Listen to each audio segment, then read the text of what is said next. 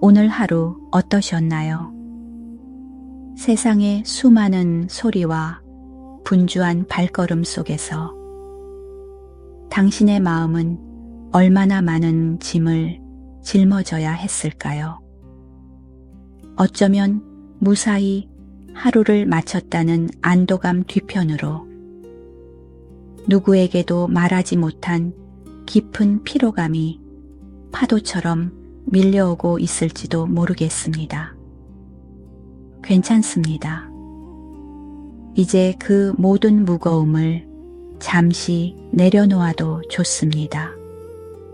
이 공간은, 이 시간은 온전히 당신만을 위한 곳입니다. 외부를 향해 있던 모든 시선을 거두어 당신의 가장 깊은 내면으로 부드럽게 향하는 시간입니다.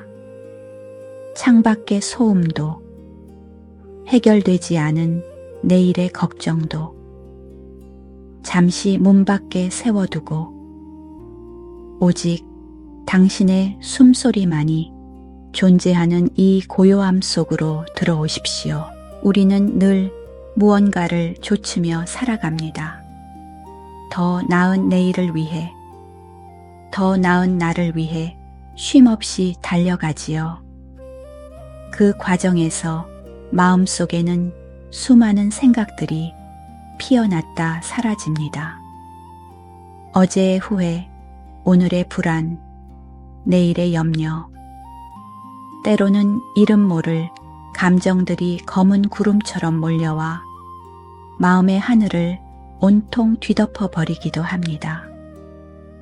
벗어나려 발버둥 쳐보지만 그 생각들은 끈질기게 우리를 붙잡고 놓아주지 않습니다. 마치 진흙탕에 빠진 것처럼 허우적거릴수록 더 깊이 가라앉는 기분을 느끼기도 하지요. 그럴 때 우리는 스스로를 탓하곤 합니다. 왜 나는 이렇게 나약할까? 왜 이 부정적인 생각에서 벗어나지 못하는 걸까? 하지만 그 생각들이 당신은 아닙니다. 당신의 마음속을 스쳐 지나가는 수많은 생각과 감정들은 그저 왔다가 가는 손님과도 같습니다. 우리는 그 손님을 붙잡고 주인으로 삼으려 했기에 고통스러웠던 것은 아닐까요? 그저 잠시 머물다 갈 뿐인 생각들을 나라고 착각하고 그것과 싸우거나 억지로 밀어내려 애썼기에 마음의 전쟁은 끝나지 않았던 것이 아닐까요? 여기 두 스님이 길을 가고 있었습니다. 한참을 걷다 보니 불어난 강물 앞에서 한 여인이 발을 동동 구르며 어쩔 줄 몰라 하고 있었습니다. 여인은 화려한 비단옷을 입고 있었는데 거센 물살에 옷이 젖을까봐 강을 건너지 못하고 있었습니다. 젊은 스님은 수행자는 여인의 몸에 손을 대서는 안 된다는 계율 때문에 그저 못 본 척 지나치려 했습니다. 하지만 늙은 스님은 아무 말 없이 여인에게 다가가 가볍게 그를 들어 안고 강을 건너 주었습니다.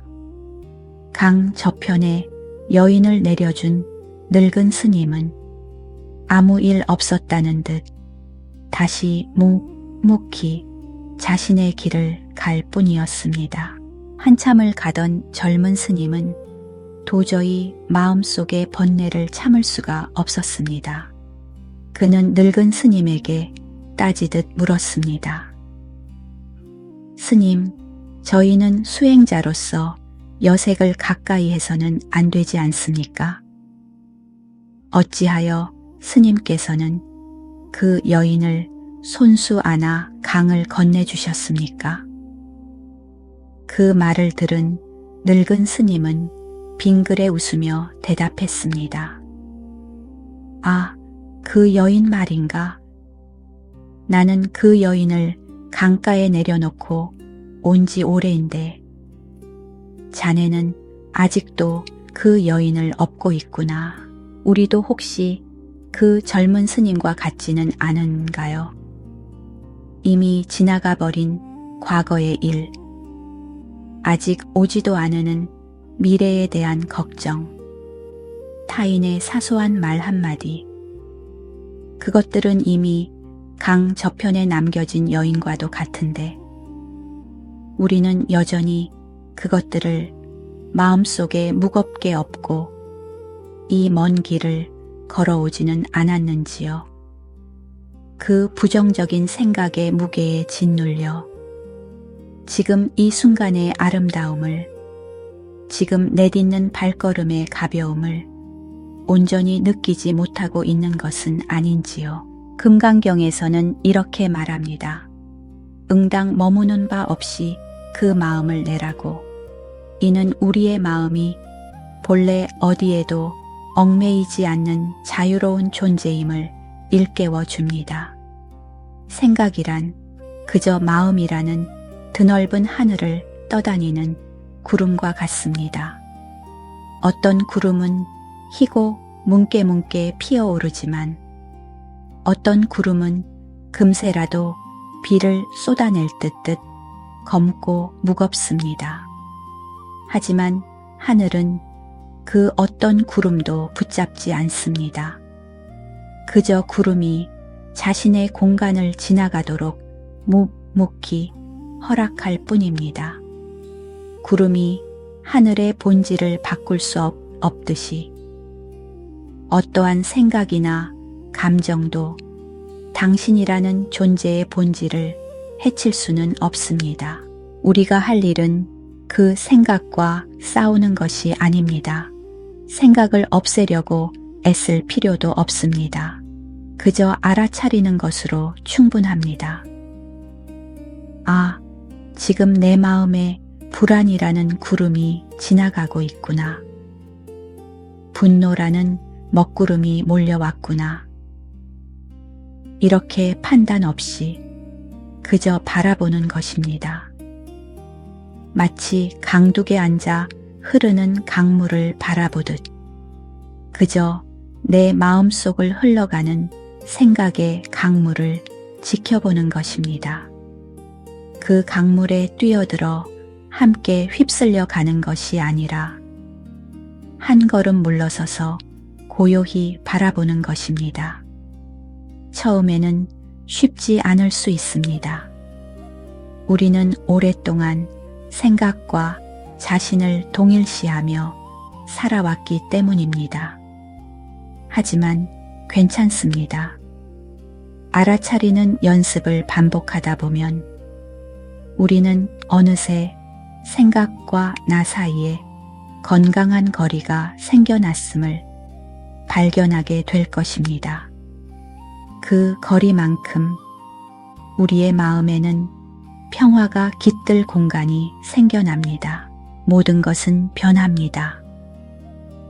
지금 당신을 괴롭히는 그 감정도, 그 끔찍한 생각도 영원하지 않습니다. 잠시 머물다 흔적도 없이 사라질 것입니다. 밤이 지나면 아침이 오듯 거센 폭풍우가 지나가면 고요한 하늘이 드러나듯 당신의 마음을 뒤덮은 먹구름도 언젠가는 흩어지게 마련입니다. 우리는 그 사실을 믿고 그저 지금 이 순간의 호흡에 집중하면 됩니다. 들숨에 우주의 생명력이 내 안으로 들어오고 날숨에 마음속의 무거운 짐들이 빠져나가는 것을 느껴보세요. 이것이 바로 무상함의 진리를 몸으로 받아들이는 과정입니다. 붙잡으려 할수록 고통스럽고 놓아주면 자유로워집니다. 우리는 이미 그 자유를 누릴 힘을 가지고 있습니다. 그 힘은 멀리 있는 것이 아니라 바로 지금 이 순간 당신의 알아차림 속에 있습니다. 그 힘은 바로 지금 당신의 알아차림 속에 있습니다. 그렇다면 이제 그 알아차림의 힘을 우리의 가장 가까운 친구인 숨결을 통해 한번 느껴볼까요?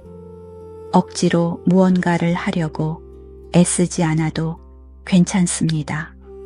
그저 이 목소리에 몸을 맡기고 편안하게 따라오시면 됩니다. 먼저 당신이 가장 편안하다고 느끼는 자세를 찾아보세요. 자리에 누워 계셔도 좋고 앉아 계셔도 좋습니다. 척추를 곧게 세우되 몸이 경직되지 않도록 부드러운 긴장감을 유지합니다. 어깨에 들어간 힘을 부드럽게 풀어 바닥으로 내려놓고 두 손은 무릎 위나 배 위에 자연스럽게 올려놓습니다. 턱을 살짝 당겨 목 뒤가 편안하게 이완되도록 합니다. 이제 천천히 두 눈을 감습니다. 눈꺼풀의 무게를 느끼며 시각을 통해 들어오던 세상의 모든 정보를 잠시 차단합니다. 이제 당신의 의식을 당신의 몸으로 가져와 봅니다. 발끝에서부터 시작해 볼까요? 하루 종일 당신의 무게를 지탱하느라 애쓴 두 발의 감각을 느껴봅니다. 발바닥이 바닥이나 이불에 닿아 있는 느낌, 발가락 하나하나의 존재감을 가만히 느껴봅니다. 그리고 그 편안한 감각이 발목을 지나 종아리로, 허벅지로 서서히 올라오는 것을 상상합니다. 다리에 남아있던 긴장감이 스르르 풀려나갑니다. 이제 의식을 당신의 복부와 가슴으로 옮겨옵니다. 들숨에 배가 부드럽게 부풀어 오르고 날숨에 편안하게 가라앉는 움직임을 느껴보세요. 가슴 또한 숨을 쉴 때마다 미세하게 오르내리는 것을 알아차립니다. 억지로 깊게 쉴 필요는 없습니다. 그저 지금 당신의 몸이 자연스럽게 쉬고 있는 호흡의 리듬을 존중해 주세요. 당신의 어깨와 두 팔, 그리고 손끝으로 의식을 옮겨봅니다. 혹시 불필요한 힘이 들어가 있지는 않은가요? 그렇다면 날숨과 함께 그 긴장감을 모두 실어 내보낸다고 상상해 보세요. 어깨가 한결 가벼워지고 팔과 손이 편안하게 제자리에 놓여 있음을 느낍니다. 마지막으로 당신의 얼굴입니다. 미간에 혹시 주름이 잡혀 있지는 않은가요? 입술을 부드럽게 다물고 혀는 입천장에서 편안하게 쉬도록 합니다. 턱의 긴장을 풀고 얼굴의 모든 근육이 부드럽게 이완되는 것을 느껴봅니다. 이제 당신의 온몸이 편안한 휴식의 상태로 들어섭니다. 이제 당신의 모든 의식을 오직 하나의 대상, 바로 당신의 호흡에 집중해 봅니다. 숨이 코끝을 통해 들어오고 나가는 그 미세한 감각에 주의를 기울여 보세요. 공기가 콧속을 지나 목을 거쳐 폐 깊숙한 곳까지 들어올 때의 그 느낌, 그리고 다시 폐에서부터 시작된 숨이 몸 밖으로 완전히 빠져나갈 때의 그 느낌. 들어오는 숨은 약간 차갑고 나가는 숨은 내 몸의 온기를 담아 조금 더 따뜻할지도 모릅니다. 호흡의 길이를 조절하려 하거나 그 깊이를 바꾸려 애쓰지 마세요. 숨결은 당신이 태어난 첫 순간부터 지금까지 단 한순간도 당신을 떠난 적이 없는 가장 충실한 친구입니다. 그저 그 친구가 본래의 모습대로 움직이도록 가만히 지켜봐 주세요. 숨은 스스로 들어오고 스스로 나갑니다. 우리는 그저 그 고요하고 신비로운 과정을 알아차리는 관찰자가 될 뿐입니다. 들숨에 숨이 들어온다 하고 마음속으로 알아차리고, 날숨에 숨이 나간다 하고 알아차립니다. 들어온다, 나간다, 짧게는 들숨, 날숨. 이 단순한 알아차림의 과정 속에서 우리의 마음은 쉴 곳을 찾습니다. 마치 거친 파도에 흔들리던 배가 항구에 닻을 내리듯 우리의 의식은 숨결이라는 닻을 통해 지금 이 순간이라는 항구에 안전하게 머무르게 됩니다. 어느 순간 마음이 다른 곳으로 달아나 있는 것을 발견할지도 모릅니다. 과거의 어떤 기억 속을 헤매고 있거나 미래의 계획을 세우고 있을 수도 있습니다. 소리에 이끌려갈 수도 있고, 몸의 가려움이나 불편함에 마음을 빼앗길 수도 있습니다. 그것은 지극히 자연스러운 일입니다. 마음의 본래 속성이 그러하기 때문입니다. 그럴 때 자신을 자책하거나 실망하지 마세요.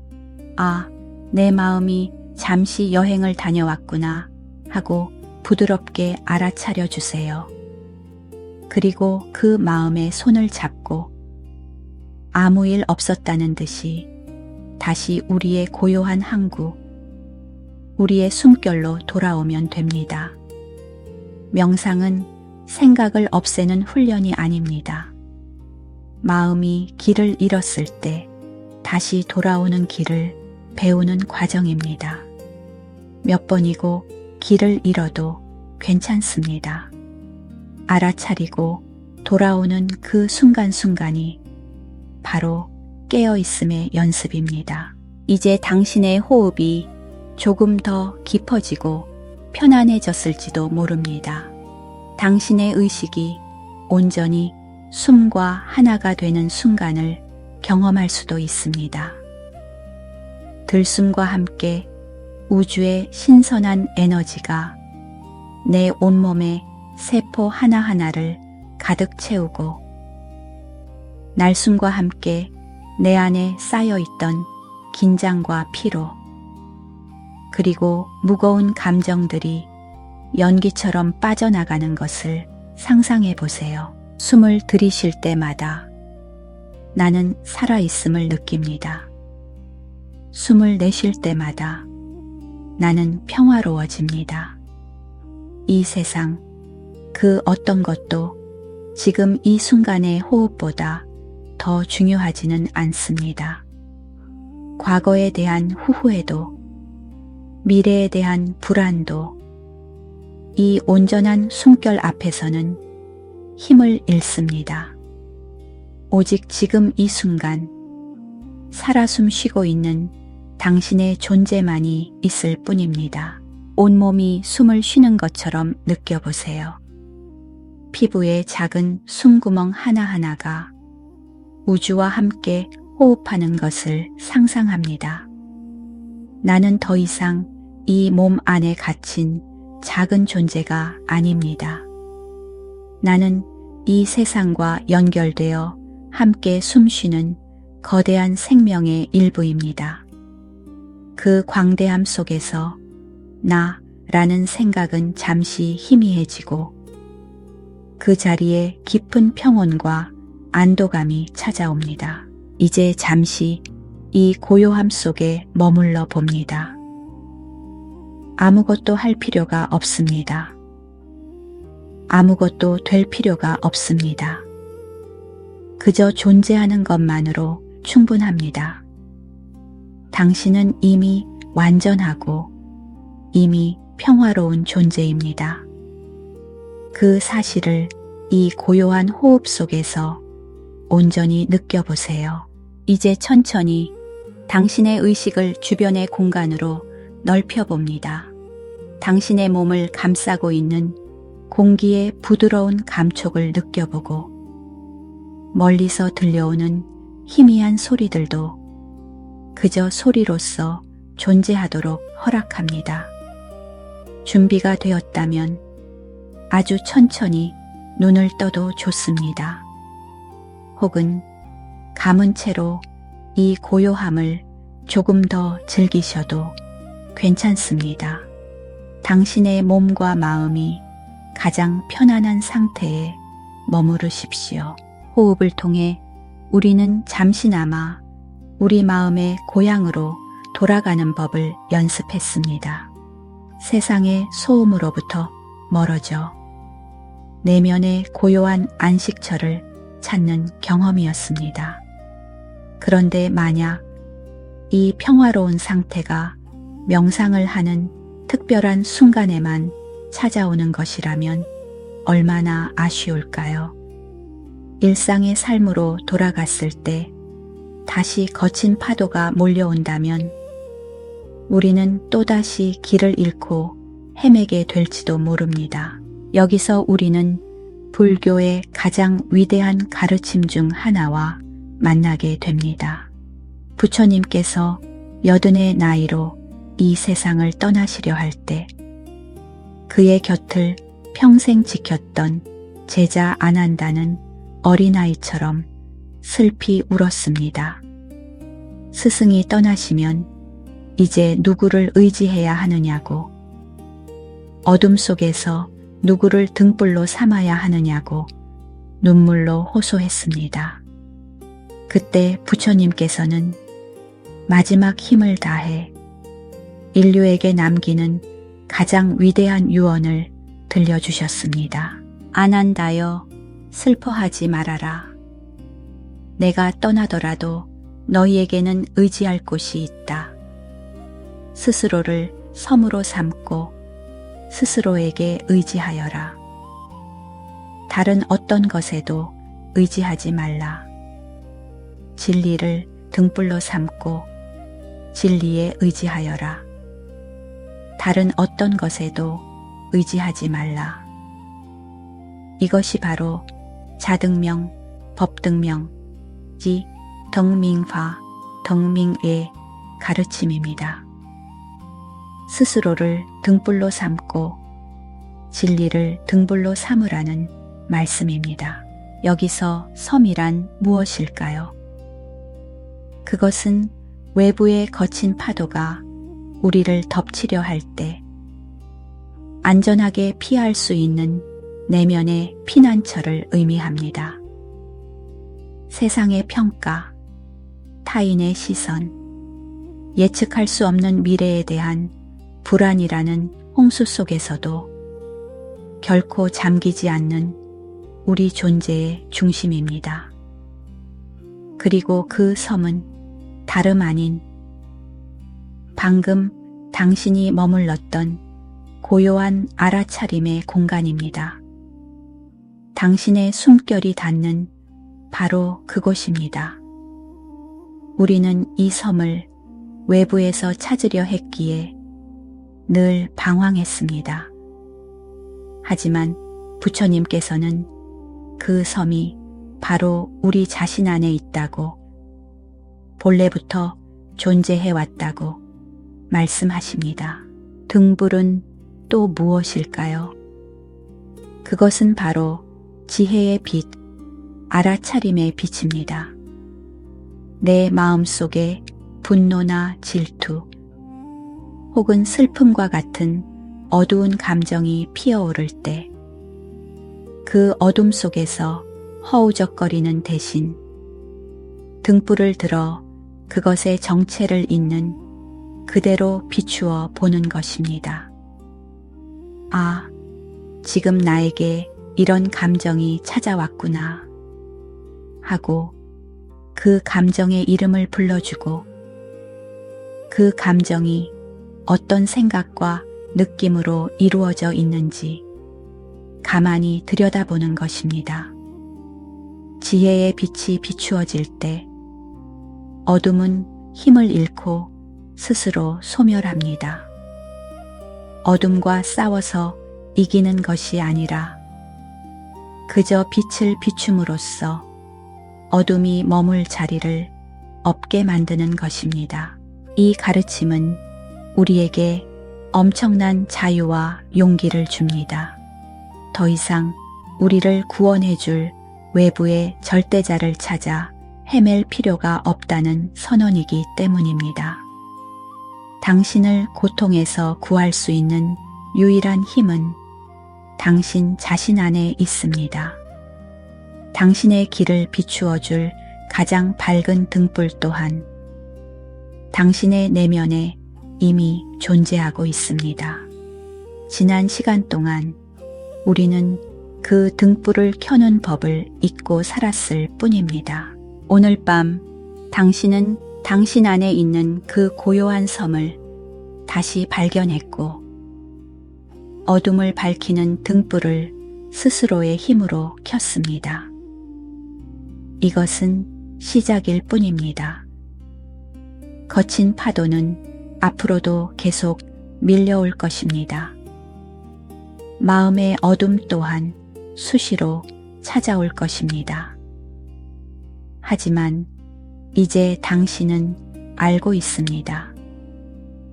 어디로 돌아가야 하는지, 그리고 어떻게 불을 밝혀야 하는지 말입니다. 이것이 바로 흔들리는 세상 속에서 무너지지 않는 진정한 힘, 내면의 힘입니다. 이제 평온함과 자신감 속에서 우리는 조금 더 깊은 곳으로 우리 마음의 근원을 향한 여행을 떠날 준비가 되었습니다. 고요해진 마음의 표면 위로 이제까지 보이지 않던 것들이 모습을 드러내기 시작합니다. 마치 바람이 멎고 흙탕물이 가라앉아 맑아진 연못의 바닥을 들여다보는 것과 같습니다. 우리는 그동안 마음의 표면에서 일렁이는 파도, 즉 분노와 불안, 슬픔이라는 현상에만 집중해 왔습니다. 하지만 그 파도는 어디에서부터 시작되는 것일까요? 왜 바람이 불 때마다 우리 마음의 연못은 그토록 쉽게 흔들리고 마는 것일까요? 그 근원을 이해하지 못한다면 우리는 평생 파도를 잠재우는 일에만 모든 에너지를 소모하게 될지도 모릅니다. 이제 우리는 더 깊은 질문 앞으로 나아갑니다. 우리가 나라고 부르는 이것은 과연 무엇일까요? 내가 아프다, 내가 행복하다, 내가 화가 난다고 말할 때 그 모든 경험의 주체가 되는 나의 정체는 무엇일까요? 우리는 태어나서 지금까지 단 한 번도 이 나의 존재를 의심해 본 적이 없습니다. 언제나 그 자리에 있었던 견고하고 변치 않는 실체라고 믿어왔습니다. 모든 기쁨과 슬픔의 중심에는 늘 이 나가 있었습니다. 하지만 부처님께서는 이 나라는 존재를 아주 세심한 눈길로 들여다보셨습니다. 그리고 놀라운 사실을 발견하셨습니다. 우리가 하나의 단단한 실체라고 믿었던 나는 사실 고정된 실체가 아니라 5가지 요소들이 잠시 모여 끊임없이 변화하며 흘러가는 과정에 붙인 이름일 뿐이라는 사실을 말입니다. 이것을 온무윤, 즉 5가지 무덕이라고 부릅니다. 첫 번째는 우리의 몸, 즉 새색대입니다. 우리가 보고 만질 수 있는 이 육체입니다. 당신의 두 눈과 귀, 따뜻한 심장의 고동과 숨쉬는 허파, 이 모든 것이 색에 속합니다. 우리는 이 몸을 나라고 여기지만 이 몸은 어제의 몸과 다르고 10년 전의 몸과는 더욱 다릅니다. 세포는 끊임없이 생겨나고 사라지며 결국에는 늙고 병들어 흙으로 돌아갑니다. 영원히 내 것일 수 없는 잠시 빌려 쓰는 집에 가깝습니다. 두 번째는 수쇼, 느낌입니다. 우리의 몸과 마음이 세상과 만날 때 일어나는 순수한 감각입니다. 즐거운 느낌, 불쾌한 느낌, 그리고 즐겁지도 불쾌하지도 않은 무덤덤한 느낌, 따스한 햇살이 피부에 닿을 때의 즐거움, 날카로운 소리를 들었을 때의 불쾌함. 이 느낌들은 매 순간 수없이 피어났다가 사라집니다. 마치 물 위에 떠오르는 물거품처럼 실체가 없이 잠시 나타났다가는 흔적도 없이 사라져 버립니다. 우리는 이 즐거운 느낌을 붙잡으려 하고 불쾌한 느낌을 밀어내려 애쓰면서 고통을 만들어냅니다. 세 번째는 상샹, 생각 또는 인식입니다.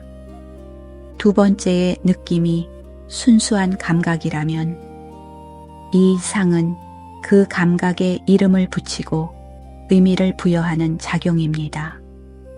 즐거운 느낌에 행복이라는 이름을 붙이고 불쾌한 느낌에 고통이라는 꼬리표를 답니다. 눈앞의 대상을 보고 꽃이라고 인식하고 아름답다고 판단합니다. 이것은 세상을 이해하는 데 필요한 기능이지만 우리는 종종 이 생각의 틀 안에 갇혀버립니다. 과거의 기억을 떠올려 현재를 왜곡하고 미래에 대한 상상으로 불안을 키우는 것도 바로 이 상의 작용입니다. 네 번째는 행깅, 의지적 작용입니다. 느낌과 생각을 바탕으로 마음속에서 일어나는 모든 종류의 반응과 의지, 충동을 말합니다. 불쾌한 느낌이 들 때 화를 내거나 피하려는 마음, 즐거운 느낌이 들 때 그것을 더 가지고 싶어 하는 욕망, 우리의 마음속에 습관처럼 쌓여있는 모든 성향과 의지들이 바로 이 행에 속합니다. 이것은 우리의 말과 행동을 이끄는 보이지 않는 힘이며 우리의 미래를 만들어가는 원동력이 되기도 합니다. 마지막 다섯 번째는 식시, 분별하는 마음, 즉 의식입니다. 눈이 형태를 보고 귀가 소리를 듣고 마음이 생각을 알아차릴 수 있게 하는 근본적인 알미의 기능입니다. 이 식이 있기에 우리는 세상과 우리 자신을 경험할 수 있습니다. 마치 스크린이 있어야 영화가 상영될 수 있듯 이 식이라는 스크린 위에서 우리의 몸과 느낌, 생각과 의지가 펼쳐집니다. 하지만 이 스크린 자체도 고정된 것이 아니라 조건에 따라 끊임없이 나타났다 사라졌다를 반복합니다. 이 다섯 가지, 즉 몸, 느낌, 생각, 의지, 그리고 의식, 이 흐르는 강물과도 같은 다섯 가지 과정의 총합을 우리는 나라고 착각하며 살아왔습니다. 이 다섯 가지 무더기, 어디를 아무리 샅샅이 뒤져보아도 그 안에는 영원하고 독립적인 나라는 주인은 존재하지 않습니다. 나는 텅 비어 있습니다. 이것이 바로 부처님께서 깨달으신 위대한 통찰입니다. 나의 고통이 그토록 생생한 이유는 실체도 없는 이 5가지 무더기를 나라고 내 것이라고 굳게 움켜쥐고 있기 때문입니다. 이제 그 움켜쥔 손에 힘을 풀고 이 모든 것이 그저 잠시 일어났다 사라지는 현상일 뿐임을 바라볼 때 우리는 비로소 집착이라는 고통의 뿌리에서 자유로워질 수 있는 길을 발견하게 됩니다. 그렇습니다. 나라고 부를 만한 고정된 실체는 그 어디에도 없습니다. 이것은 허무한 이야기가 아닙니다. 오히려 우리를 모든 억압과 고통에서 풀어주는 가장 위대한 자유의 선언입니다. 이 깊고도 놀라운 지혜의 정수를 담아낸 경전이 있으니 바로 수많은 불교 경전 중에서도 가장 짧고 가장 널리 알려진 반야심경 반루오 신징입니다. 반야심경은 이렇게 시작합니다. 관자재 보살이 깊은 지혜의 완성을 실천하실 때 우리가 나라고 믿었던 5가지 무더기, 즉 오온이 모두 텅 비어 있음을 비추어 보시고 마침내 일체의 고통과 재앙에서 벗어나셨다고 말입니다. 여기서 가장 중요한 열쇠는 바로 하다는 말에 있습니다. 오온이 모두 텅 비어 있다. 이 말은 언뜻 들으면 모든 것이 텅 비고 아무 의미도 없다는 허무주의처럼 느껴질 수 있습니다. 내가 텅 비어 있고 이 세상도 텅 비어 있다면 이 삶은 얼마나 공허한 것일까요? 하지만 부처님의 가르침에서 공이란 결코 아무것도 없음, nothingness를 의미하지 않습니다. 오히려 그 반대입니다. 공은 모든 것으로 가득 차 있음을 의미합니다. 이것이 어떻게 가능할까요? 공의 진정한 의미는 홀로 존재할 수 있는 고정된 실체가 없다는 뜻이기 때문입니다. 다시 말해, 이 세상 모든 것은 다른 모든 것들과의 관계 속에서 서로에게 의지해서만 잠시 존재할 수 있다는 것입니다. 이것을 우리는 영이, 유엔키라고 부릅니다. 우리 앞에 종이 한 장이 있다고 상상해 봅시다. 이 종이는 과연 종이만으로 이루어져 있을까요? 이 종이가 우리 앞에 오기까지 그 안에는 무엇이 담겨 있는지 가만히 들여다봅니다. 먼저 이 종이 안에는 햇살이 있습니다. 햇살이 없었다면 나무가 자랄 수 없었을 테니까요. 이 안에는 구름도 있습니다. 구름이 비를 내려주지 않았다면 나무는 목말라 죽었을 것입니다. 이 안에는 흙의 기운과 바람의 숨결도 담겨 있습니다. 이뿐만이 아닙니다. 이 종이 안에는 나무를 벤 벌목꾼의 땀방울이 새우며 있습니다. 그 나무를 종이로 만든 공장 노동자의 숨, 가쁜 하루가 담겨 있습니다. 그들이 먹었던 밥과 김치, 그들을 낳아준 부모님, 그리고 그 부모님의 부모님까지 이 얇은 종이 한 장 안에는 실로 온 우주가 들어와 있는 것입니다. 만약 여기서 햇살을 덜어내고 구름을 덜어내고 벌목꾼을 덜어내 버린다면 이 종이는 더 이상 존재할 수 없습니다. 이처럼 종이는 종이라는 독립적인 실체가 없이 온 우주가 잠시 모여 종이의 모습으로 나타난 것입니다. 이것이 바로 종이가 공하다는 의미입니다. 홀로 있음에 대해서는 텅 비어 있지만 온 우주와의 연결에 대해서는 가득 차 있는 것입니다. 이제 그 시선을 우리 자신에게로 돌려봅시다. 나 또한 이 종이와 무엇이 다를까요?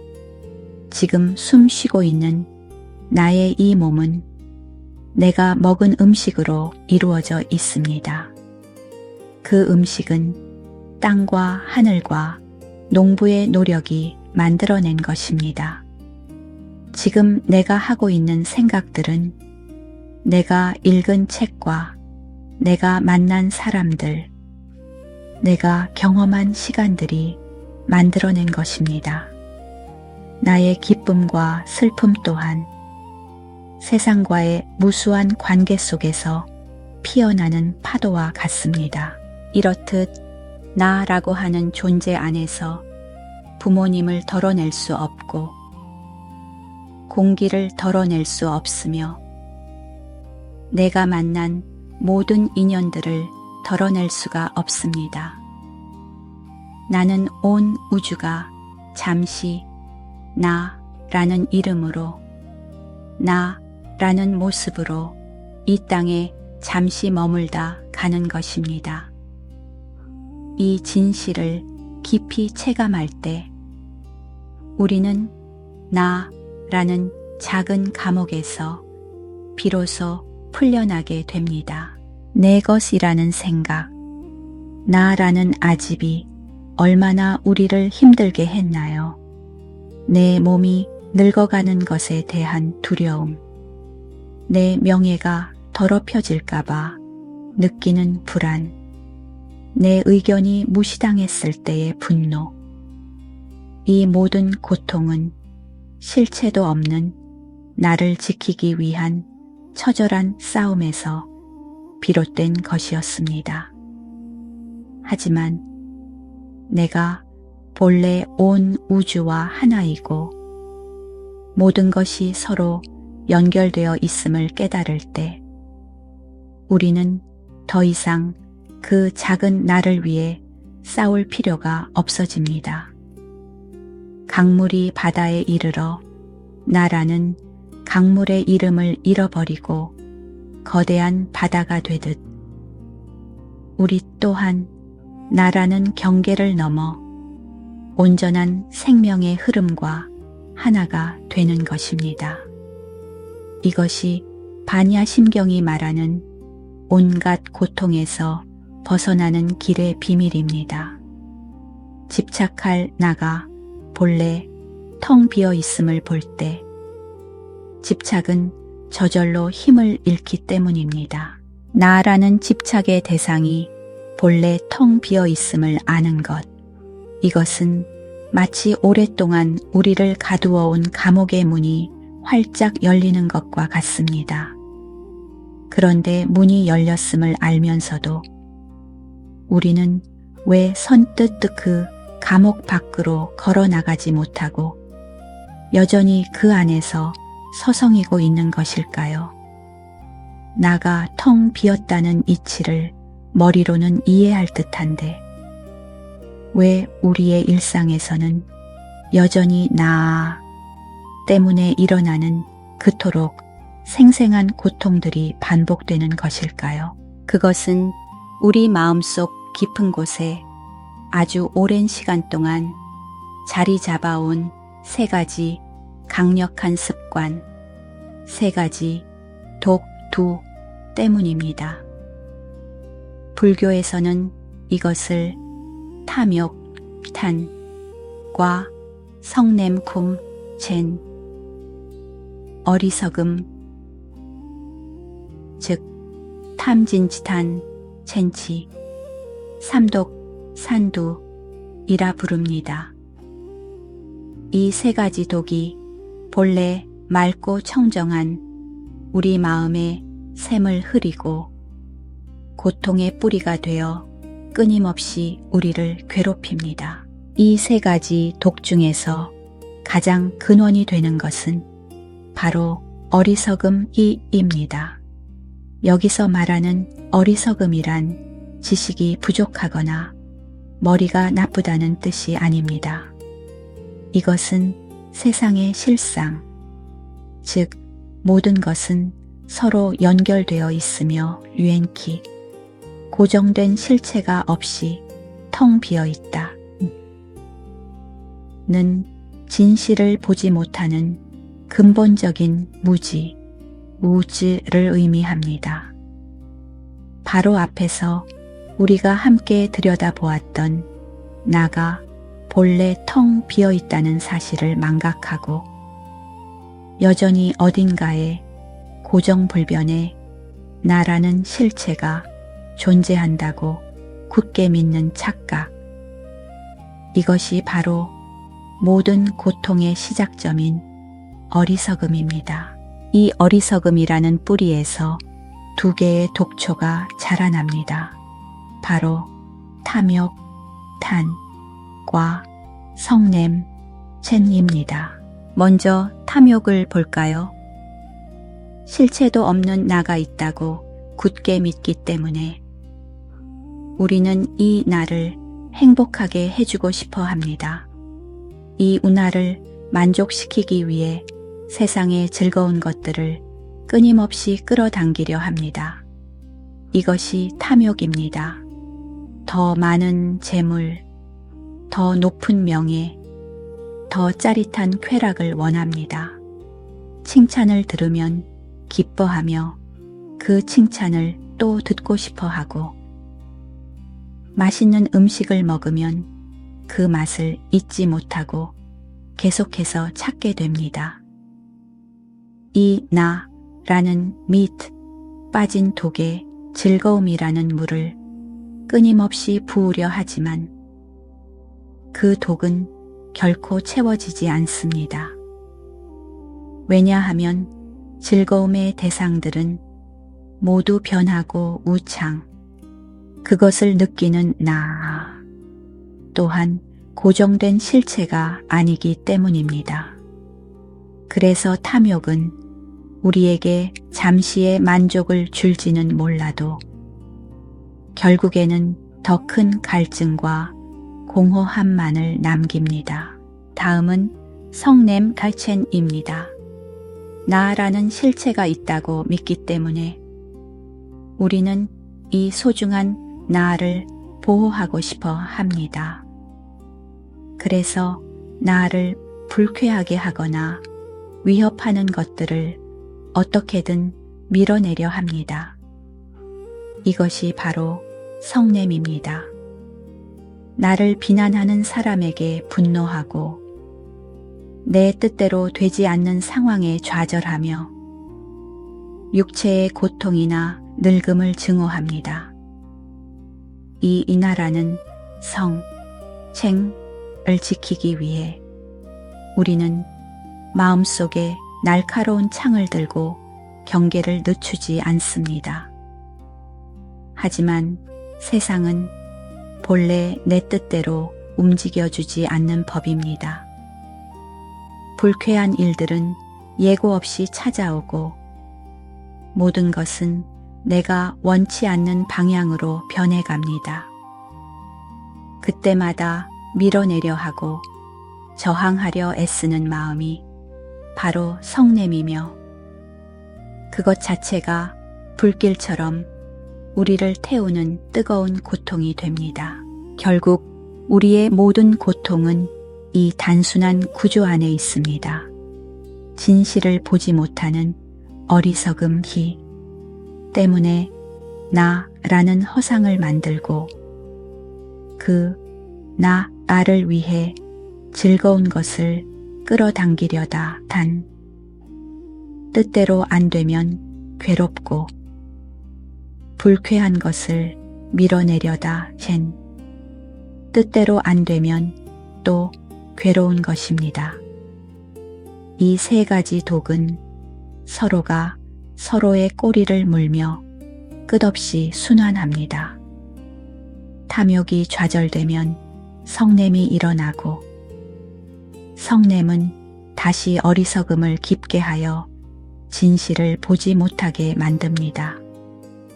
우리는 이 굴레 속에서 수없이 넘어지고 상처받으며 같은 고통을 반복해 왔습니다. 하지만 이제 우리는 이 고통의 지도를 갖게 되었습니다. 내 마음속에 괴로움이 일어날 때 그것이 탐욕 때문인지 성냄 때문인지 혹은 그 근원의 어리석음 때문인지를 비추어 볼 수 있는 등불을 얻은 것입니다. 이것을 알아차리는 것만으로도 우리는 이미 이 독의 강력한 힘에서 반쯤은 벗어난 것과 같습니다. 이제 그저 바라보는 연습을 통해 이 세 가지 독이 힘을 잃고 본래의 맑은 마음으로 돌아가는 과정을 지켜볼 차례입니다. 이제 우리는 우리를 괴롭히는 고통의 근원과 그 작동 방식을 어렴풋이나마 알게 되었습니다. 하지만 이 알미, 이 지도가 우리를 곧바로 자유롭게 만들어 주지는 않습니다. 지도를 손에 쥐는 것과 그 지도를 따라 직접 길을 걸어가는 것은 전혀 다른 차원의 일이기 때문입니다. 머리로 이해한 지혜가 가슴으로 내려와 온몸으로 체득되기까지는 꾸준하고 진실한 연습의 시간이 필요합니다. 그 연습은 멀리 있지도 어렵지도 않습니다. 그것은 바로 그저 앉아 있는 것에서 시작됩니다. 우리는 늘 무언가를 하기 위해 앉습니다. 일을 하기 위해, 책을 읽기 위해, 밥을 먹기 위해 앉습니다. 하지만 지금부터 우리가 함께 해볼 이 앉음은 아무것도 하지 않기 위한 앉음입니다. 어떤 목적도 어떤 기대도 없이 그저 지금 이 순간에 나 자신과 온전히 함께 있기 위해 앉는 것입니다. 이것을 좌선도찬이라고 부릅니다. 자, 다시 한번 편안하게 앉아볼까요? 방석이나 의자 위에 엉덩이를 안정적으로 자리 잡고 허리는 가볍게 펴줍니다. 마치 머리 꼭대기에서 투명한 끈이 하늘로 연결되어 나의 척추를 부드럽게 끌어올려 준다고 상상해 보세요. 손은 배꼽 아래에 편안하게 모으고 눈은 반쯤 감아 시선을 아래로 둡니다. 혹은 완전히 감아도 좋습니다. 이제 무엇을 해야 할까요? 아무것도 하지 않습니다. 우리는 그저 관찰자가 될 뿐입니다. 지금 이 순간 내 몸과 마음에서 일어나는 모든 현상들을 마치 강 건너 불구경하듯 아무런 판단 없이 아무런 개입 없이 그저 가만히 지켜보는 것입니다. 먼저 당신의 몸의 감각을 느껴보세요. 엉덩이가 바닥에 닿아 있는 단단한 느낌, 공기가 피부를 스치는 부드러운 느낌, 심장이 고요히 뛰고 있는 미세한 진동. 어딘가 가려울 수도 있고 다리가 저려올 수도 있습니다. 괜찮습니다. 그 감각을 없애려 애쓰지 마세요. 긁거나 움직이려 하지도 마세요. 그저 가려움이라는 감각이 일어났구나. 다리가 저리다는 느낌이 여기에 있구나 하고 그 감각의 존재를 있는 그대로 알아차려 줍니다. 그리고는 가만히 지켜봅니다. 그 감각이 어떻게 변화하고 어떻게 스르르 사라지는지를 이제 당신의 귀를 열어봅니다. 주변에서 들려오는 소리들을 들어보세요. 멀리서 들리는 자동차 소리, 집 안의 냉장고 소리, 어쩌면 당신 자신의 숨소리. 그 소리들에 시끄럽다거나 듣기 좋다는 이름표를 붙이지 마세요. 소리는 그저 소리일 뿐입니다. 소리가 귀에 와서 부딪혔다가 이내 허공 속으로 사라지는 그 과정을 마치 물결이 일었다가 사라지는 것을 보듯 담담하게 지켜봅니다. 가장 어려운 것은 당신의 마음속에서 피어나는 생각과 감정들을 바라보는 것입니다. 잠시 고요한가 싶으면 어느새 마음은 온갖 상념들로 시끄러워집니다. 내일 해야 할 일에 대한 걱정, 누군가에게 들었던 섭섭한 말, 혹은 즐거웠던 과거의 기억. 그 생각들이 꼬리에 꼬리를 물고 이어집니다. 그럴 때 그 생각의 흐름에 빠져들지 마세요. 내가 지금 이런 생각을 하고 있구나 하고 알아차리고는 그 생각을 하늘에 떠가는 구름처럼 가만히 흘려보냅니다. 어쩌면 당신의 마음속에서 탐욕의 마음이, 성냄의 마음이 불쑥 고개를 들지도 모릅니다.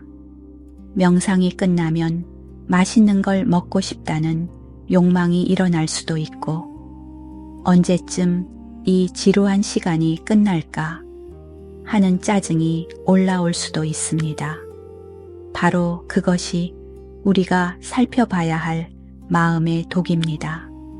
그 마음을 적으로 여기거나 억누르지 마세요. 그저 탐욕의 마음이 찾아왔구나. 성냄의 마음이 잠시 머물다 가는구나 하고 친절하게 알아차려 주세요.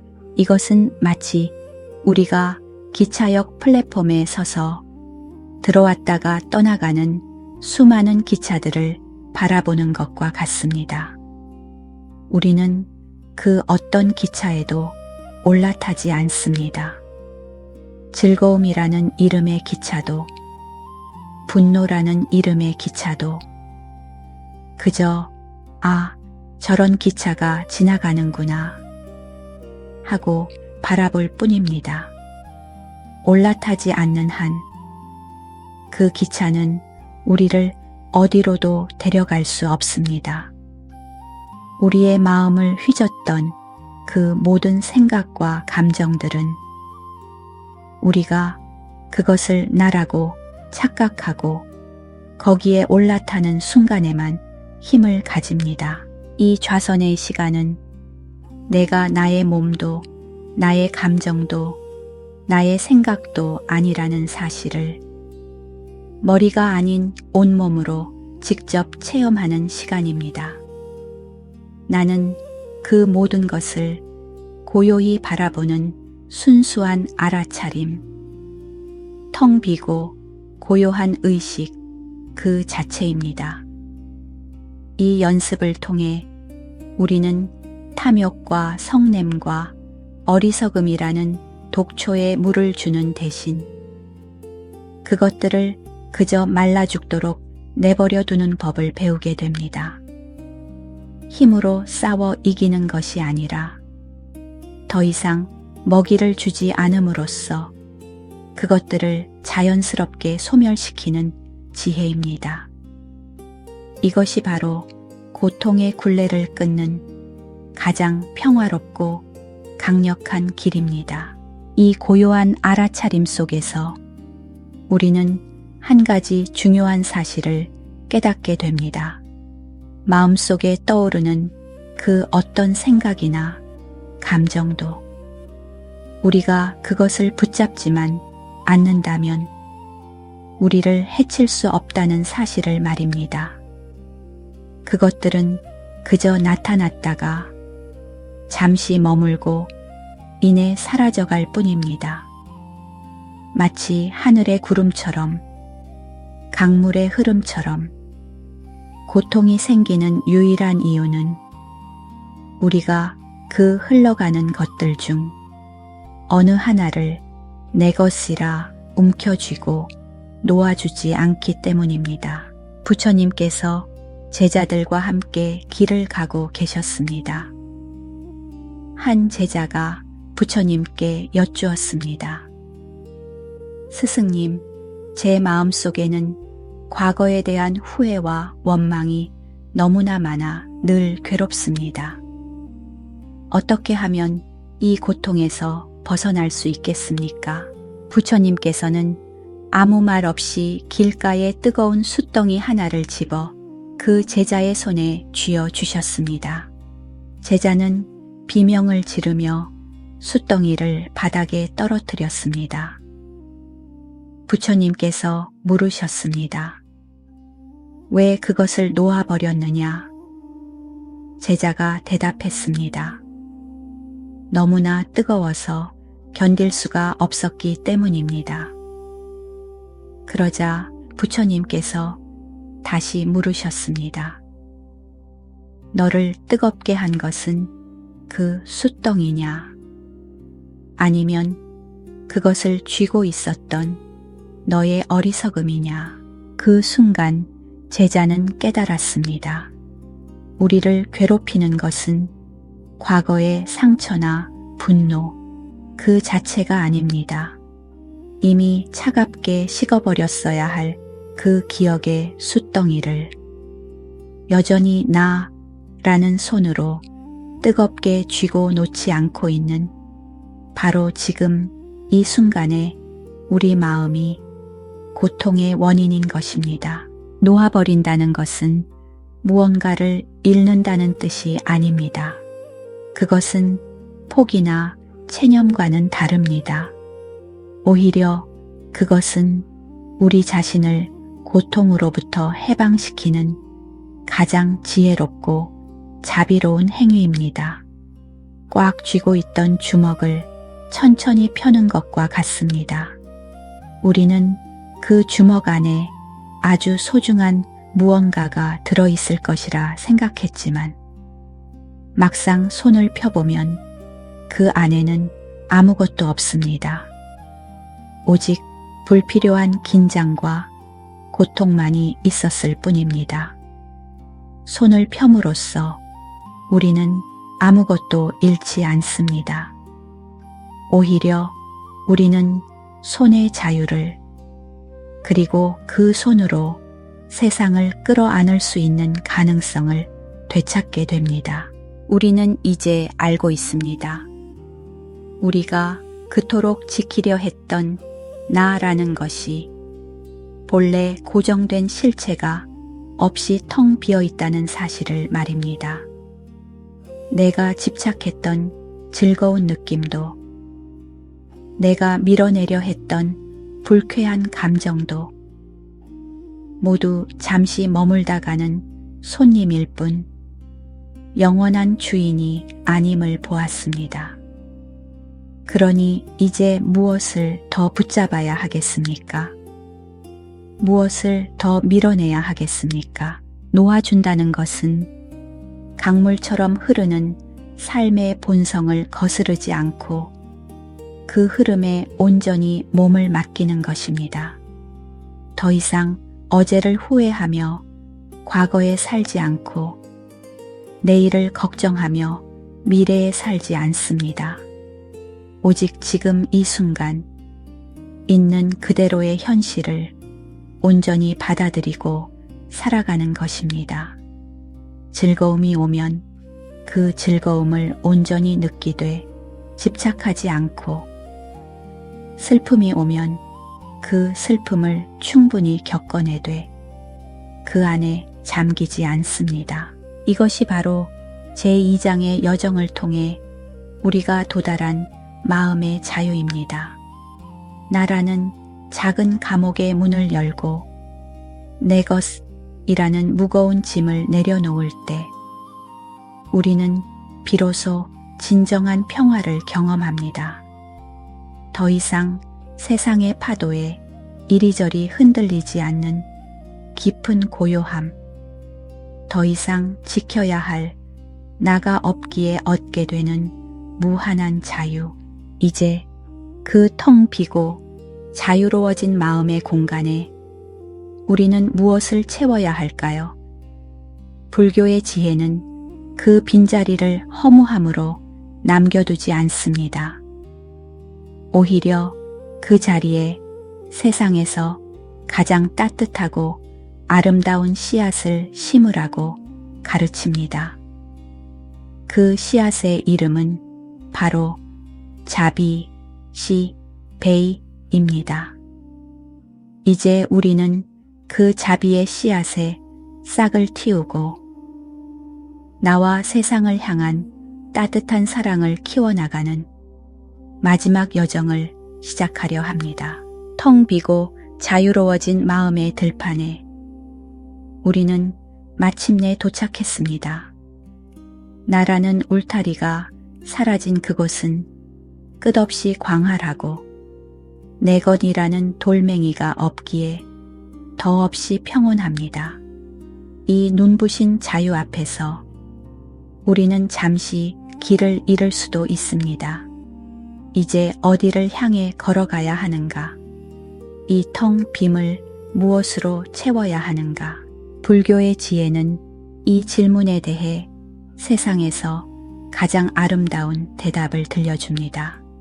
나라는 작은 존재에 대한 집착을 내려놓은 그 자리는 본래 온 우주와 연결되어 있는 따뜻한 사랑으로 채워져야 한다고 말입니다.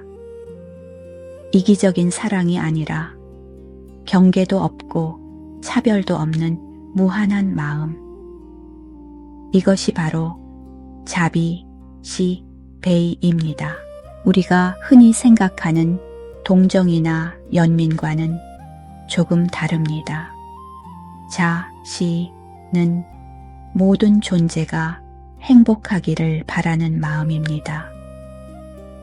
마치 어머니가 자신의 유일한 자식이 평안하기를 바라듯 아무런 조건 없이 그저 상대방의 행복을 순수하게 기원하는 따뜻한 마음입니다. 시비는 모든 존재가 고통에서 벗어나기를 바라는 마음입니다. 다른 이의 아픔을 볼 때 외면하거나 두려워하는 대신 그 아픔을 함께 느끼고 그 고통의 원인이 사라지기를 간절히 바라는 애틋한 마음입니다. 이 자비의 마음을 삶의 나침반으로 삼아 살아가는 이상적인 인간상을 우리는 보살외사이라고 부릅니다.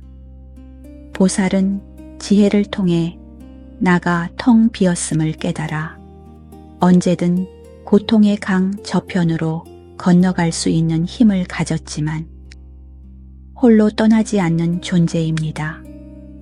오히려 이 고통의 세계에 기꺼이 머물며 아직 강 이편에서 헤매고 있는 모든 존재들이 마지막 한 사람까지 모두 구원될 때까지 그들의 손을 잡아주고 등을 밀어주는 이들입니다. 그들의 삶의 목적은 더 이상 개인적인 해탈이 아닙니다. 모든 존재의 행복이 곧 나의 행복이 되는 위대한 사랑의 실천입니다. 이 보살의 마음은 어떻게 키워나갈 수 있을까요? 그것은 네 가지 무한한 마음을 통해 닦아 나갈 수 있다고 합니다. 이것을 사무량심, 무량신이라 부릅니다. 첫 번째는 앞서 말한 자아리어, 즉 사랑의 마음입니다. 이것은 나와 가까운 사람들만을 향하는 편협한 사랑이 아닙니다. 햇살이 선한 사람과 악한 사람을 가리지 않고 모든 것을 비추듯 내가 좋아하는 사람, 나와 상관없는 사람, 심지어 나를 힘들게 하는 사람에게까지 그 모두가 행복하기를 바라는 차별 없는 마음입니다. 두 번째는 배이, 즉 연민의 마음입니다. 고통받는 존재를 볼 때 그들의 아픔을 나의 아픔처럼 느끼는 마음입니다. 그저 안타까워하는 데서 그치는 것이 아니라 어떻게든 저 고통을 덜어주고 싶다는 적극적인 의지를 포함합니다. 나의 작은 도움이라도 기꺼이 내어주고자 하는 마음입니다. 세 번째는 이시, 즉 함께 기뻐하는 마음입니다. 이것은 어쩌면 가장 어려운 마음일지도 모릅니다. 다른 이의 행복이나 성공을 볼 때 시기하거나 질투하는 마음 대신 마치 나의 일인 것처럼 진심으로 함께 기뻐해주는 마음입니다. 타인의 기쁨이 나의 기쁨이 될 때 세상의 모든 행복은 나의 것이 되고 우리의 마음은 무한히 풍요로워집니다. 네 번째는 즉 평온한 마음입니다. 이 마음은 사랑, 연민, 기쁨이라는 세 가지 마음이 흔들리지 않도록 받쳐주는 단단한 땅과 같습니다. 이것은 무관심이나 냉담함이 결코 아닙니다.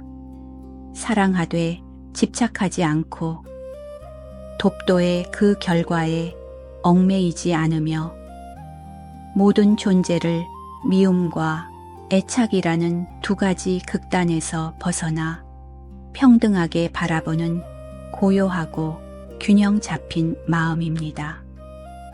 모든 것은 인연 따라 흘러갈 뿐이라는 깊은 지혜에서 비롯되는 태산처럼 흔들리지 않는 마음의 평정입니다. 이 네 가지 마음은 우리 안에 본래부터 갖추어져 있는 씨앗과 같습니다. 나라는 집착에 두꺼운 흙에 덮여 싹을 틔우지 못했을 뿐입니다. 이제 우리는 그 흙을 걷어내고 이 자비의 씨앗에 따뜻한 햇살과 맑은 물을 주는 연습을 시작하려 합니다.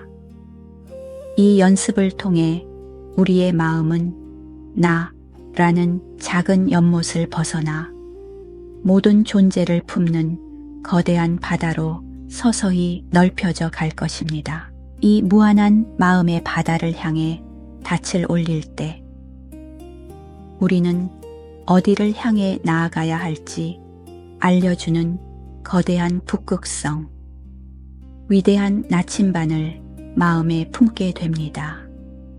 바로 모든 보살들이 그들의 삶의 가장 큰 서원으로 삼는 네 가지 위대한 맹세, 사홍서원입니다. 이것은 억지로 지켜야 하는 계율이나 무거운 의무가 아닙니다. 오히려 나라는 감옥에서 벗어나 온 우주와 하나가 된 마음이 자연스럽게 부르는 기쁨의 노래와 같습니다. 온 세상의 아픔이 나의 아픔으로 느껴지고 온 세상의 기쁨이 나의 기쁨으로 다가올 때 우리 마음속에서 저절로 울려 퍼지는 사랑의 선언입니다. 그 첫 번째 노래는 이렇게 시작합니다. 가없는 중생을 다 건지오리다. 이 얼마나 비현실적이고 불가능해 보이는 맹세입니까? 이 세상에 존재하는 생명의 수가 얼마나 많은데 그 모든 존재를 고통에서 건져내겠다니요.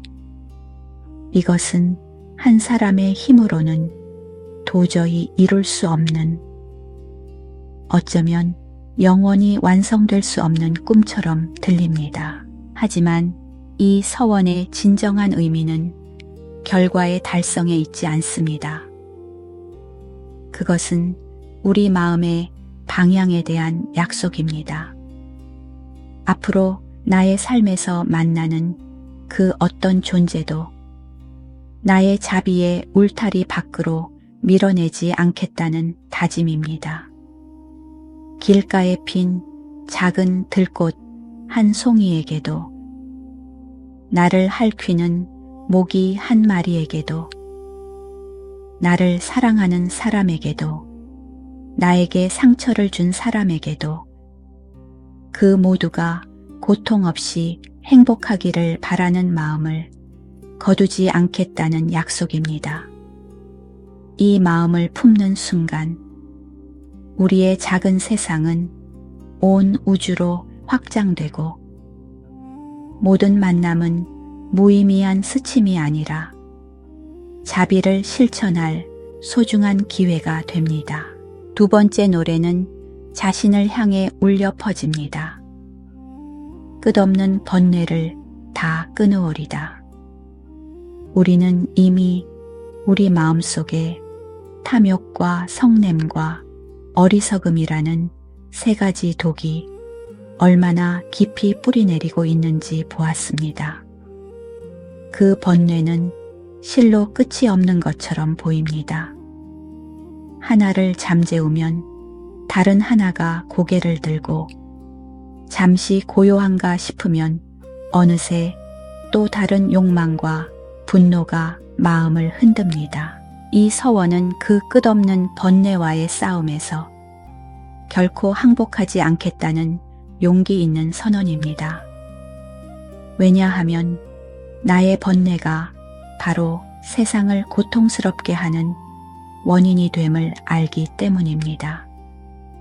나의 탐욕이 누군가의 것을 빼앗고 나의 성냄이 누군가에게 상처를 주며 나의 어리석음이 나와 세상을 모두 어둠 속에 가둡니다.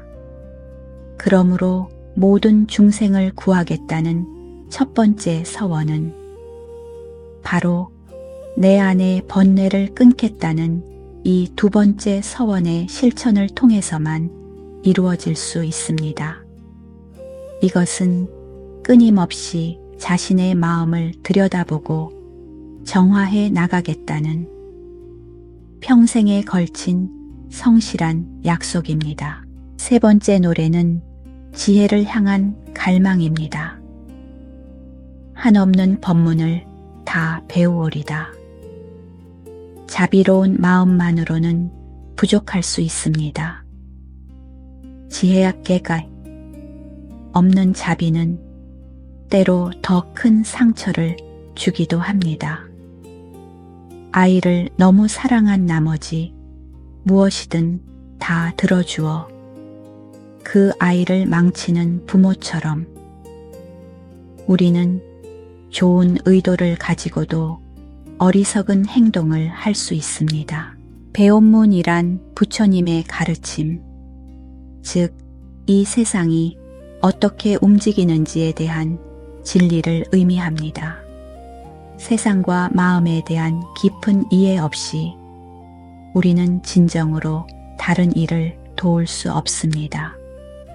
이 서원은 닫힌 마음을 열고 끊임없이 배우고 탐구하여 지혜의 눈을 뜨겠다는 겸손한 다짐입니다. 자비라는 따뜻한 심장과 지혜라는 밝은 눈이 함께할 때 우리는 비로소 세상에 실질적인 도움을 줄 수 있는 온전한 존재가 되어갑니다. 마지막 네 번째 노래는 이 모든 서원의 귀결점입니다.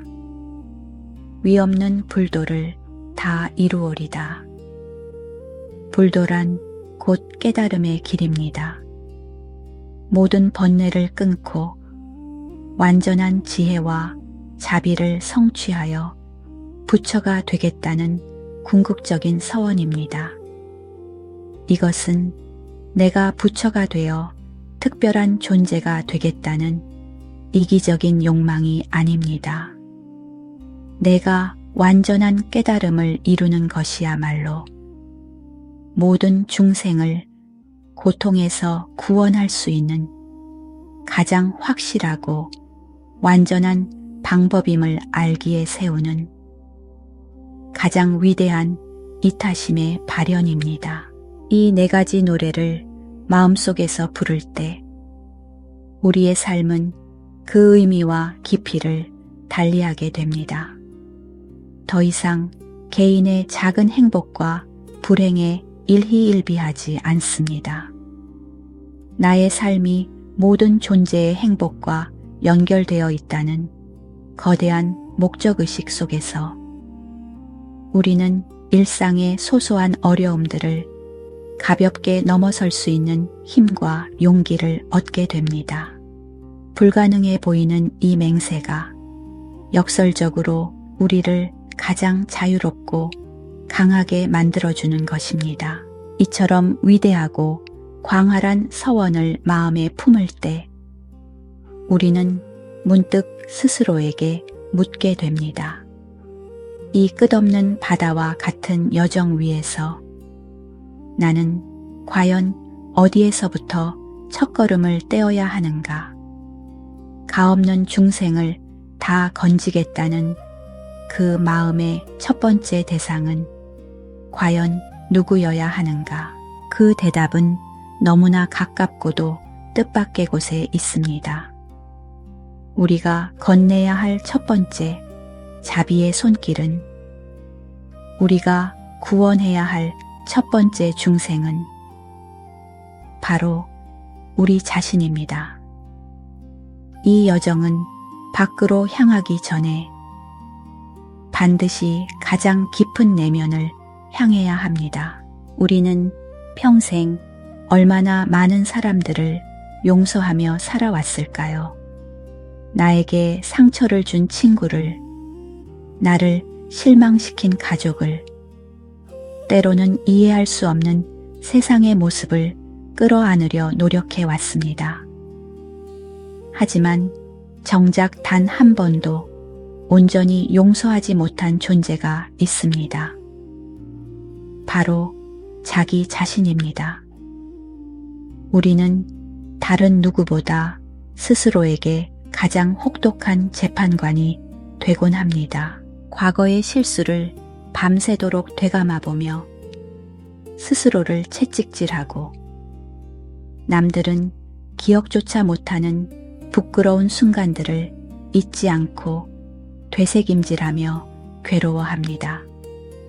다른 사람의 작은 장점은 쉽게 발견하면서도 자신의 부족한 모습은 현미경으로 들여다보듯 확대하여 비난합니다. 우리는 결코 사랑하는 친구에게는 하지 않을 모진 말들을 너무나 쉽게 자기 자신에게는 내뱉곤 합니다. 나는 왜 이것밖에 안 될까? 나는 사랑받을 자격이 없어. 이 내면의 목소리가 바로 우리를 가장 깊은 고통의 감옥에 가두는 간수입니다. 어떻게 스스로를 미워하고 상처 입히면서 다른 존재를 진심으로 사랑하고 도울 수 있겠습니까? 나의 마음속에 평화가 없는데 어떻게 세상에 평화를 나눌 수 있겠습니까? 비행기가 위급한 상황에 처했을 때 옆 사람을 돕기 전에 반드시 자신의 산소 마스크부터 착용하라고 합니다. 내가 먼저 숨을 쉴 수 있어야 다른 이를 도울 힘도 생기기 때문입니다. 자비의 실천 또한 이와 같습니다. 나 자신이 먼저 자비라는 산소로 숨 쉴 수 있어야 합니다. 자기 자신을 사랑하고 용서한다는 것은 결코 이기적인 자기만족이나 방종을 의미하는 것이 아닙니다.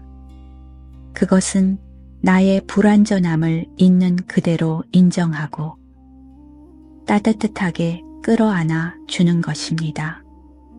나의 과거의 실수들이 내가 악해서가 아니라 그 순간의 어리석음과 고통 속에서 비롯되었음을 깊이 이해해 주는 것입니다. 완벽하지 않아도 괜찮다고, 넘어져도 다시 일어설 수 있다고 스스로에게 다정하게 속삭여 주는 것입니다. 당신은 이미 충분히 애쓰며 살아왔습니다. 세상의 차가운 시선 속에서, 수많은 의무의 무게 속에서, 때로는 길을 잃고 때로는 상처받으면서도 어떻게든 오늘까지 당신의 삶을 지탱해 왔습니다. 그 사실 하나만으로도 당신은 이미 위대하며 따뜻한 위로와 사랑을 받을 자격이 충분합니다. 이제 당신의 두 손을 당신의 가슴 위에 가만히 얹어보세요. 그리고 느껴보세요. 그 손바닥 아래에서 고요히 뛰고 있는 당신의 심장 소리를. 당신이 태어난 첫 순간부터 지금까지 단 한순간도 멈추지 않고 당신의 생명을 위해 뛰어온 저 성실하고 따뜻한 고동 소리를 말입니다. 그 심장은 당신이 잘했을 때만 뛰고 못했을 때 멈추지 않았습니다. 그저 묵묵히 조건 없이 당신이라는 존재를 지지해 왔습니다. 이 심장의 박동처럼 우리도 우리 자신을 조건 없이 사랑하는 법을 배워야 합니다. 이것이 바로 모든 자비의 시작점입니다. 내가 나 자신과 진정한 화해를 이룰 때 우리는 비로소 세상의 다른 존재들을 판단과 비난 없이 바라볼 수 있는 힘을 얻게 됩니다. 나의 아픔을 이해한 만큼 타인의 아픔을 깊이 공감할 수 있게 됩니다. 나를 용서한 만큼 세상을 너그럽게 품을 수 있게 됩니다. 자비는 그렇게 가장 가까운 곳에서 시작하여 동심원을 그리듯 온 우주로 퍼져나가는 따뜻한 파문과도 같습니다. 이제 그 따뜻한 파문을 우리 마음의 중심에서 직접 일으켜보는 시간을 갖겠습니다. 머리로 이해한 지혜를 가슴의 온도로 바꾸는 자비 명상입니다. 억지로 좋은 감정을 만들어내려 애쓰지 마세요. 그저 이끄는 대로 부드러운 씨앗을 심는 마음으로 함께 해주시면 됩니다. 다시 한번 당신이 가장 편안한 자세를 찾아봅니다. 앉아 계셔도 좋고 누워 계셔도 괜찮습니다. 당신의 몸이 이완되고 마음이 열릴 수 있는 자세면 충분합니다. 부드럽게 눈을 감고 당신의 의식을 가슴 중앙, 심장이 있는 곳으로 가져와 봅니다. 그곳에 아주 작고 따뜻한 빛의 점이 하나 있다고 상상해 보세요. 당신의 들숨에 그 빛이 조금 더 밝아지고 날숨의 그 따스함이 온몸으로 부드럽게 퍼져나갑니다. 이제 당신의 마음속으로 가장 다정한 목소리로 스스로에게 속삭여 줍니다. 제가 불러드리는 문장을 진심을 담아 따라 해보세요. 내가 안전하기를, 내가 몸과 마음이 건강하기를, 내가 행복하기를, 내가 평화롭게 살아가기를 다시 한번 온 마음을 다해 스스로를 축복합니다. 내가 모든 위험으로부터 안전하기를, 내가 아픔 없이 건강하기를, 내 삶의 매 순간이 기쁨과 의미로 가득하기를, 내가 편안하고 평화롭게 살아가기를. 이 문장들이 마음속에서 울려 퍼질 때 어떤 느낌이 드는지 가만히 지켜봅니다. 어색하거나 저항감이 느껴져도 괜찮습니다. 오랫동안 닫혀있던 문을 여는 것이니 당연한 일입니다. 그저 판단 없이 이 따뜻한 말들이 당신의 마음에 스며들도록 허락해 주세요. 이제 당신의 삶에서 아주 소중하고 사랑하는 한 사람을 떠올려 봅니다. 당신을 아낌없이 지지해 주었거나 생각만 해도 얼굴에 미소가 떠오르는 사람입니다. 그 사람의 얼굴을 마음속에 선명하게 그려보세요. 그가 당신 앞에서 환하게 웃고 있는 모습을 상상합니다. 그리고 그 따뜻한 빛을, 그 사랑의 에너지를 이제 그 사람에게 보내줍니다. 그분이 안전하기를, 그분이 몸과 마음이 건강하기를, 그분이 행복하기를, 그분이 평화롭게 살아가기를. 당신의 가슴에서 나온 따뜻한 빛이 그 사람을 온전히 감싸 안는 것을 상상합니다. 당신의 진심 어린 축복이 그에게 온전히 전해지는 것을 느껴보세요. 이제 당신이 평소에 별다른 감정을 느끼지 못했던 사람을 한 명 떠올려 봅니다. 매일 마주치는 아파트 경비 아저씨일 수도 있고 가게의 점원일 수도 있습니다. 그저 스쳐 지나갔던 그 평범한 한 사람의 얼굴을 떠올려 봅니다. 그 사람 또한 당신과 똑같이 행복을 원하고 고통을 피하고 싶어 하는 소중한 존재임을 기억합니다. 이제 그 사람에게도 똑같은 자비의 마음을 보내줍니다. 그 사람이 안전하기를, 그 사람이 몸과 마음이 건강하기를, 그 사람이 행복하기를, 그 사람이 평화롭게 살아가기를. 나의 자비심이 이제 나와 가까운 사람이라는 경계를 넘어 한 걸음 더 넓어졌습니다. 이제 조금은 어려운 연습을 해보려 합니다. 당신을 힘들게 했거나 지금 관계가 어려운 사람을 한 명 떠올려 봅니다. 억지로 용서하려 애쓸 필요는 없습니다. 그저 그 사람 또한 자신만의 번뇌와 고통 속에서 어리석은 말과 행동을 했을 뿐인 연민의 대상임을 떠올려 봅니다. 이 마음을 보내는 것은 그를 위해서라기보다 내 마음의 미움이라는 짐을 내려놓기 위함입니다. 할 수 있는 만큼만 아주 작은 마음이라도 괜찮습니다. 그 사람 또한 안전하기를, 그 사람 또한 몸과 마음이 건강하기를, 그 사람 또한 행복하기를, 그 사람 또한 평화롭게 살아가기를. 마음속의 저항감을 알아차리되 그 마음까지도 부드럽게 안아줍니다. 미워하는 마음을 내려놓는 것이 얼마나 큰 자유인지 그 평화의 씨앗을 심어봅니다. 마지막으로 이 자비의 마음을 온 세상으로 넓혀봅니다. 당신이 살고 있는 이 도시의 모든 사람들, 이 나라의 모든 생명들, 이 지구 위에 존재하는 모든 존재들을 마음속에 품어봅니다.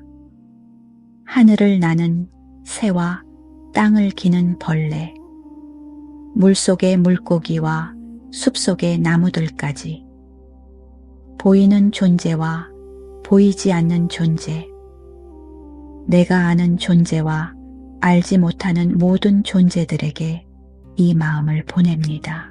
이 세상 모든 존재들이 안전하기를, 모든 존재들이 몸과 마음이 건강하기를, 모든 존재들이 행복하기를, 모든 존재들이 평화롭게 살아가기를.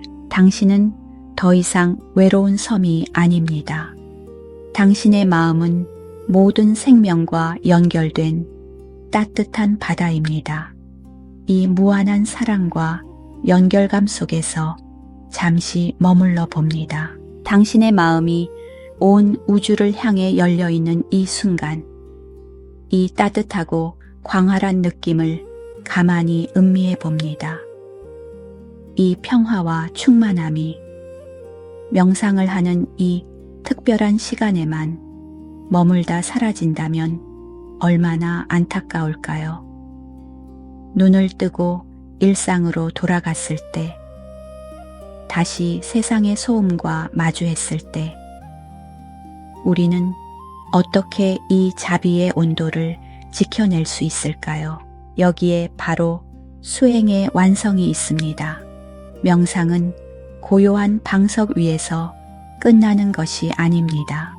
그것은 삶의 모든 순간으로 스며들어야 하는 살아있는 지혜입니다. 이것을 우리는 마음 챙김 정리엔, 즉 지금 이 순간을 온전히 깨어있는 마음으로 알아차림이라고 부릅니다. 이것은 무언가 특별한 것을 하는 것이 아니라 일상의 모든 평범한 행위들을 아주 특별한 알아차림으로 행하는 것입니다. 우리는 하루에도 수없이 걷습니다. 하지만 대부분의 걸음은 그저 한 장소에서 다른 장소로 이동하기 위한 무의식적인 수단에 불과합니다. 마음은 온통 목적지에 가 있거나 다른 생각들로 가득 차 있습니다. 이제 당신의 걸음을 명상으로 만들어 보세요. 걸을 때 오직 걷는 행위 그 자체에만 집중하는 것입니다. 오른발을 들어 올릴 때 올림하고 알아차리고, 그 발이 공중을 지나 앞으로 나아갈 때 나아감을 느낍니다. 발이 땅에 닿고 당신의 체중이 그 발로 옮겨지는 모든 감각들을 섬세하게 느껴봅니다. 마치 태어나 처음으로 땅을 밟아보는 아기처럼 경이로운 마음으로 발바닥과 땅의 만남을 온전히 경험하는 것입니다. 이렇게 한 걸음 한 걸음 깨어있는 마음으로 걸을 때 모든 걸음은 불안한 미래로 달려가는 걸음이 아니라 평화로운 지금 이 순간으로 돌아오는 걸음이 됩니다. 모든 걸음이 바로 우리의 안식처가 됩니다. 우리는 하루 3번 음식을 먹습니다. 하지만 얼마나 많은 순간에 음식의 맛을 제대로 음미하며 먹었던가요? TV를 보면서, 스마트폰을 만지면서, 혹은 걱정에 사로잡힌 채로 우리는 그저 허기를 채우기 위해 음식을 위장 속으로 밀어넣곤 합니다. 당신의 식사 시간을 우주와 만나는 신성한 의식으로 만들어 보세요. 밥 한 숟갈을 뜨기 전에 잠시 눈을 감고 이 음식이 내 앞에 오기까지의 기나긴 여정을 떠올려 봅니다. 이 밥알 속에 담긴 햇살과 비와 바람과 땅의 기운을 느껴봅니다. 땀 흘린 농부의 수고와 이 음식을 내 손에 닿게 한 수많은 사람들의 노력을 떠올려 봅니다. 감사의 마음이 저절로 차오릅니다. 이제 천천히 음식을 입에 넣고 아주 오랫동안 씹어봅니다. 음식의 향과 맛, 질감이 혀끝에서 어떻게 변화하는지를 알아차립니다. 이렇게 먹는 식사는 더 이상 단순한 생존 행위가 아닙니다. 온 우주의 생명과 내가 하나가 되는 깊은 감사의 명상입니다. 우리는 하루 종일 다른 사람들과 말을 나눕니다. 하지만 진정으로 상대방의 말을 들은 적은 얼마나 될까요? 우리는 종종 상대가 말하는 동안 다음에 내가 무슨 말을 할지 머릿속으로 준비하곤 합니다. 혹은 그의 말을 나의 잣대로 판단하고 비판하며 듣습니다. 이것은 진정한 소통이 아닙니다. 누군가와 대화할 때 온전히 당신의 모든 존재를 그에게 내어주세요. 판단 없이 그저 깊이 들어주는 것입니다. 그의 단어뿐만 아니라 그 단어 뒤에 숨겨진 그의 감정과 아픔까지도 함께 들어주는 것입니다. 그리고 말을 할 때는 자비로운 마음에서 우러나온 진실하고 따뜻한 말을 건네세요. 나의 말이 상대방의 마음에 어떤 씨앗을 심게 될지 알아차리면서 말입니다. 이처럼 깨어있는 대화는 그 자체로 나와 상대를 치유하는 강력한 힘을 가집니다. 이처럼 걷고 먹고 말하는 모든 순간이 수행의 장이 될 수 있습니다. 설거지를 할 때 그릇의 감촉과 물의 따스함, 거품의 향기를 온전히 느껴보세요. 차 한 잔을 마실 때 찻잔의 온기와 찬물의 색, 입안 가득 퍼지는 향기에 온전히 깨어 있으세요.